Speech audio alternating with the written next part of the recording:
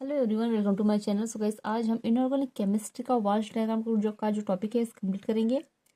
ये टॉपिक जो है मैंने पहले ही यूट्यूब में अपलोड कर चुका है, ठीक है। इसका आपको नोट्स मिल जाएगा, लेकिन क्या है वो अनकम्प्लीट नोट्स था, यानी कि मैंने यहाँ पे देखिएगा, आप देखिए, try atomic molecule easy an example जो था, मैंने सिर्फ इसका BeH2 का एग्जाम्पल देकर बस समझाया था, H2 का नहीं दिया था। लेकिन क्या होता है, बहुत सारे यूनिवर्सिटी के सिलेबस में BeH2 और H2 यानी वाटर का भी एग्जाम्पल पूछता है वहां पर एग्जाम में। तो इसलिए हम क्या करेंगे, यहाँ पे आपको कंप्लीट नोट्स मिलेगा ये।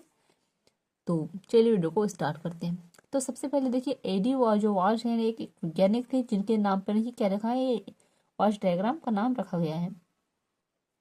तो एडी वाश वैज्ञानिक जो थे, उन्होंने क्या किया, मोलिकुलर ऑर्बिटल थ्योरी के बेस पर स्मॉल मोलिकुल्स की संरचना को प्रेडिक्ट किया, ठीक है।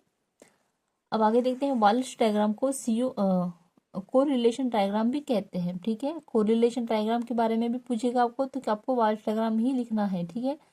वाल्श डायग्राम में हाई सिमेट्री के स्टैंडर्ड जियोमेट्री के मोलिकुलर ऑर्बिटल को लो सिमेट्री के मोलिकुलर ऑर्बिटल की एनर्जी के साथ रिलेट किया जाता है, कोरिलेट किया जाता है। अब आगे देखते हैं, कोरिलेशन डायग्राम में वह सिस्टम जिसकी एनर्जी कॉम्पेरेटिविटी कम कम होती है, वह सिस्टम मोलिकुल अडॉप्ट करने का नेचर रखता है।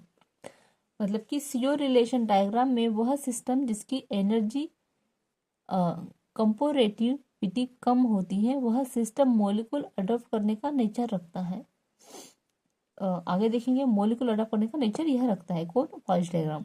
वाल्श डायग्राम की हेल्प से AB2 टाइप के स्मॉल मॉलिक्यूल की ज्योमेट्री का डिटर्मिनेशन किया जाता है। आगे देखेंगे, पे हम सबसे पहले देखिएगा, एग्जांपल है लिया है मैंने BeH2। तो BeH2 के वाल्श डायग्राम फॉर्मेशन से Be के दो अणु Na2S तथा 2p ऑर्बिटल N दो हाइड्रोजन एटम के 1s कक्षक पार्टिसिपेट करते हैं, ठीक है।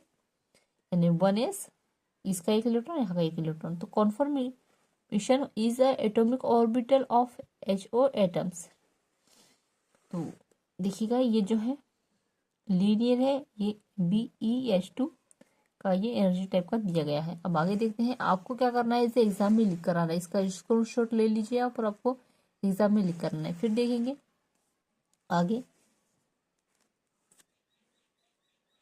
कह रहा है लीनियर ज्योमेट्री के 10G मोलिकुलर ऑर्बिटल के कंपेयर में बेंड ज्योमेट्री 10 mu की एनर्जी कम होती है, क्योंकि 10 mu में H के S ऑर्बिटल के बीच एक्स्ट्रा बॉन्डिंग इंटरेक्शन के कारण इसकी एनर्जी डिक्रीज हो जाती है। आगे देखते हैं, अब आगे देखेंगे, 10-4 मोलिकुल ऑर्बिटल के कंपेयर में बेंड स्ट्रेंथ के 1b2 mu की एनर्जी एक्स्ट्रा एंटीबॉन्डिंग इंटरेक्शन के कारण इंक्रीज हो जाती है।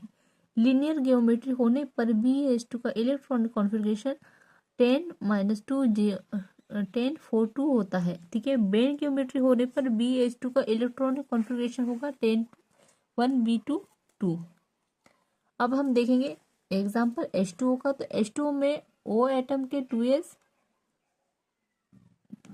तथा 2p ऑर्बिटल के ऑर्बिटल 2 -H एटम के 1s ऑर्बिटल के साथ फॉलोइंग मोलिकुलर ऑर्बिटल का फॉर्मेशन करते हैं। तो वो इस तरह से होगा। तो आप इसका भी स्क्रीनशॉट ले लीजिए, अभी हम समझेंगे ये किस तरह से होगा, और आपको ये एग्जाम में लिख कर आना है। आगे देखते हैं, देखिएगा ये भी क्या होगा, लीनियर होगा, और ये इस तरह से दिया है। तो देखिए, H2O वैलेंस शेल में 8 इलेक्ट्रॉन प्रेजेंट होते हैं,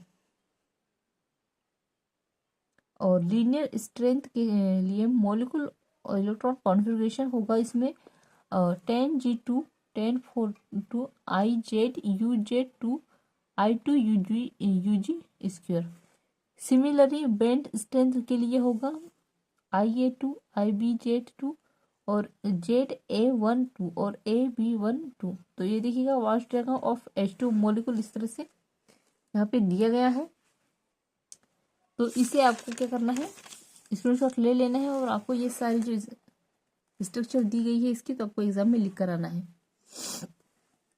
सो आई होप आपको ये नोट जरूर पसंद आए हो। सो प्लीज चैनल को लाइक सब्सक्राइब कर दीजिएगा, बेल आइकन प्रेस कर दीजिएगा, कमेंट में जरूर बताइएगा आपको ये नोट्स कैसे लगे। और MSc फर्स्ट सेम के नोट्स अगर आपको परचेस करने तो आप मुझे व्हाट्सएप में मैसेज कर सकते हैं। व्हाट्सएप में नंबर में डिस्क्रिप्शन में सेंड कर दूंगी, तो वहाँ से आप मुझे मैसेज कर दीजिएगा। Thank you.